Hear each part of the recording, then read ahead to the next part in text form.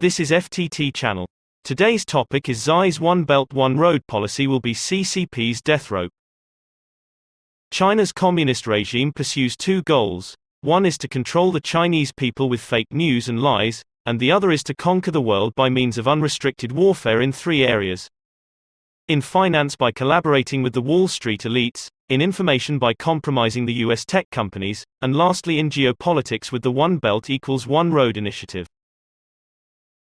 CCP's unrestricted warfare against the civilized world appears to be on the right track. The communist Xi feels like a king already sitting atop a rapidly growing economy by taking the Belt and Road countries hostages with empty promises, cheap goods, overflowing bank loans, and endless lies. Evergrande's financial troubles were the latest wake-up call to those Belt and Road countries as they sensed the looming disasters ahead. CCP Xi's dream is to expand China's global influence and powerful image by approaching developing countries along the Belt and Road map to help infrastructure projects, such as ports, bridges, roads, or 5G deployment. Xi's real purpose is to set up the unescapable traps for those countries because the CCP knows that those countries would never be able to meet the onerous financial obligations. CCP's state-owned companies end up owning those projects eventually. Communist dictators in Beijing have cashed in billions of dollars through Wall Street by packaging and monetizing the over 400 Belt and Road infrastructure projects, totaling an estimate of over $800 billion in loan value. The CCP's top officials enjoy their corrupt lifestyle on the constant flow of funds which they steal from global investors, those developing countries, and the naive Chinese people. Unfortunately, the Beijing regime failed to foresee the full consequences of their Belt and Road undertaking and their other criminal activities.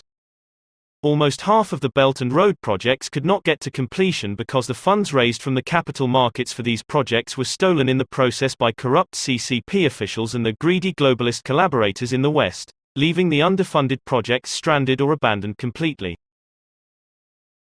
The debtors could not repay the loan and interests, and the Beijing regime lost its credibility with investors and the Wall Street. The financial burden from the Belt and Road debt, especially those unpaid or unpayable debt, will eventually drag down the CCP's financial system along with it. Although Communist China may take over those unfinished projects due to the outstanding debt, CCP's economic credibility will be destroyed in the process. Xi's government has a big problem. Even CCP controls the news and information, but the truth will come out eventually. Xi may still have a few allies among the Belt and Road countries, but he has lost many African friends due to the dwindling aids in money and goods. Geopolitics is a complicated game. For most developing nations, money is the only game changer, especially among the African countries. No money means no friends. The unresolved Belt and Road debt, along with the domestic debt crisis like Evergrande, will soon put a rope around the CCP's neck. By 2020, China's non-performing loans have already exceeded $1.5 trillion, with the total public debt at 270% of GDP, in addition to $2.4 trillion of foreign debt. Xi's arrogant and ignorant mindset in finance will take CCP to its dead bed with no way out. Xi's dream for global dominance will become a nightmare which he will never wake up from. The time will come when the compromised leaders of those Belt and Road nations will face criminal charges by their people for becoming the running dogs of CCP. The Western elites who bought into the new CCP-led world order are already crying in pain. In the end, the CCP's plot of becoming a world superpower will prove to be nothing more than Xi's childish fantasy.